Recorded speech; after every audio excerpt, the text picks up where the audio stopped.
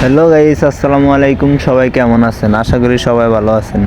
তো আজকে আমরা যাইতেছি চট্টগ্রাম চিড়িয়াখানায়। তো এদিকে যাওয়ার কারণ হইতেছে অনেক মানুষের কাছ থেকে শুনছি জায়গাটা নাকি অনেক সুন্দর।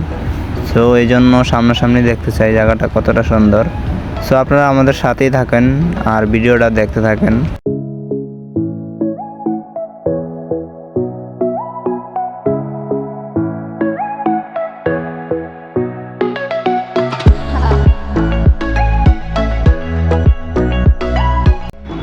তো এটার ভিতরে প্রবেশ করতে হলে টিকিট কিন্তু নিতে হবে। আমি প্রথম ভাবছি যে ফ্রিতে প্রবেশ করা যায়, পরে শুনি যে টিকিট নিতে হয়।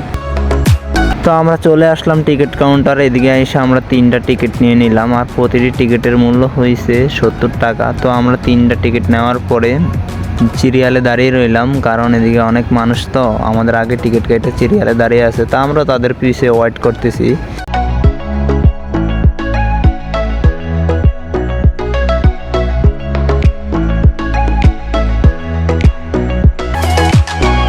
সো সিরিয়াল শেষ, এখন আমরা ভিতরে প্রবেশ করব।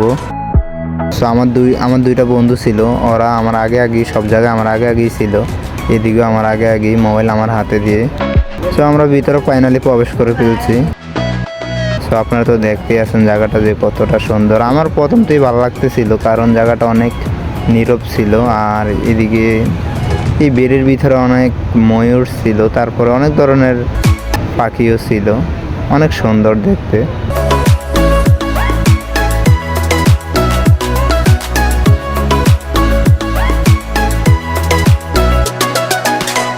তো ময়ূরগুলা কিন্তু আমার কাছে সত্যি অনেক সুন্দর লাগতেছিল। মন চাইছে একটু ধরতে, কিন্তু ধরা তো আর যাবে না, কারণ এগুলো ভিতরে।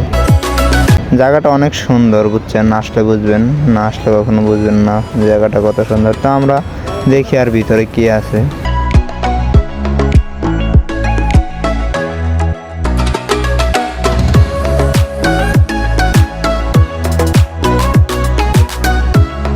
তারা দুইটাই আমার হাতে মোবাইল দিয়ে তারা দুইটা খেলে সব কিছু দেখতেছে, এনজয় করতেছে। কিন্তু তাদেরকে আমি অনেকবার বলছি যে মোবাইলটা হাতে নেই, আমিও একটু ভিডিওতে ঢুকি, কিন্তু তারা ওই সুযোগটা আমাকে দিলই না।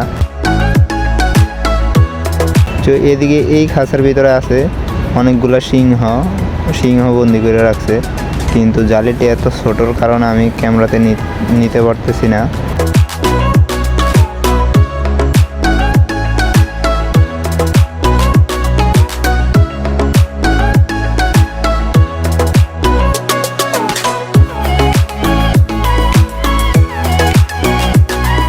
এটার ভিতরে ছিল বাঘের বাচ্চা, কয়েকটা বাঘের বাচ্চা ছিল।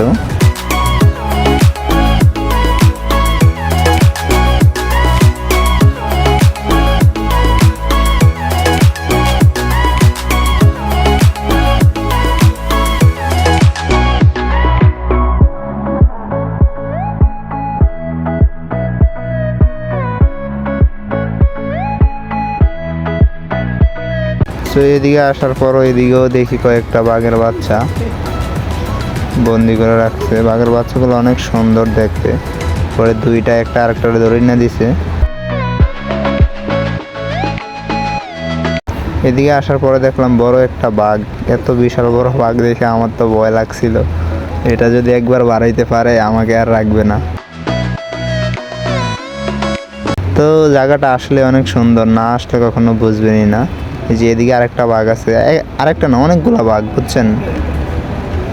তো বাঘগুলো দেখতে অনেক সুন্দর, অনেক বড়। জায়গাটা আসলে অনেক সুন্দর, না আসলে কখনো বুঝতে পারবেন না। তো এদিকে আসলাম, এদিকে গ্যালাসের ভিতরে অনেক সাপ বন্দি করে রাখছে। তো সাপগুলো দেখে কিন্তু আমার ভয় লাগতেছিল। গ্যালাসের ভিতরে অনেক ধরনের বিষাক্ত সাপ বন্দি করে রাখছে, কিন্তু এখানে আসার পর আমার আরও অনেক ভয় লাগতেছিল, কারণ এত বড় সাপ আমার জীবনে আমি কখনো বাস্তবে দেখি না, সামনাসামনি দেখি না আর কি। এই জীবনের প্রথম আমি এত বড় সাপ সামনাসামনি দেখলাম, অজগর। এত বড় আর এত মোটা, মানে এগুলো গ্যালাসের ভিতরে বন্দি, কিন্তু তারপর আমার এত ভয় লাগতেছিল যে একবার যদি বার হয় তাহলে কি হবে। আমার অনেক ভয় লাগতেছিল। অনেকগুলা সাপ, আর এত মোটা সাপ আমি কখনো আমি চোখে দেখি না।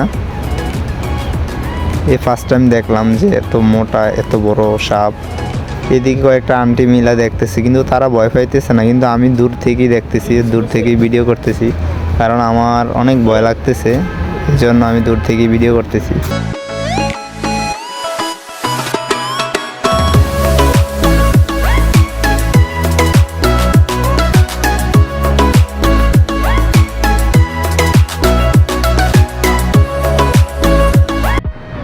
এই আঙ্কেলরা আন্টির দেখে আমার খুবই ভালো লাগলো, তাদেরকে এই বয়সে একসাথে ঘুরতে দেখে। তো এদিকে অনেক মানুষ আসছে ঘুরতে, তারা ঘুরতেছে, এনজয় নিতেছে। তো এই জালিতে বাদর বন্দি করে রাখছে, অনেক বড় বড় বাদর।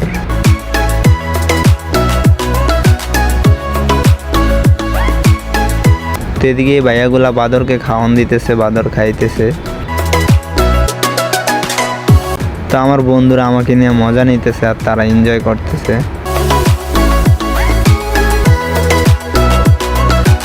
জায়গাটা আসলে অনেক সুন্দর, আসলে বুঝবেন, কখনো যদি আসেন তাহলে বুঝবেন জায়গাটা কত সুন্দর।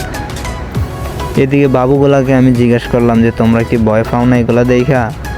ওরা বলতেছে যে ভয় পায় না, সাহস আছে, কিন্তু আমার ভালো লাগতেছিল না কিছুই, কারণ আমার মনটা অনেক খারাপ ছিল। তো দেখি সামনে কি আছে, দেখার মতো অনেক কিছুই আছে, আসলে দেখলে কখনোই শেষ হবে না। আর আমাদের সময় অতটাও নাই যে সব কিছু দেখবো, কারণ দোকান ফালিয়ে গিয়েছিলাম আমরা। তো এইদিকে অনেক ধরনের পাখি বন্দি করে রাখছে, পাখিগুলো দেখতে অনেক সুন্দর। পাখিগুলো দেখে আমার কিছুটা ভালো লাগছিল, কারণ পাখিগুলো অনেক সুন্দর ছিল। অনেক ধরনের পাখি আছে এখানে বন্দি।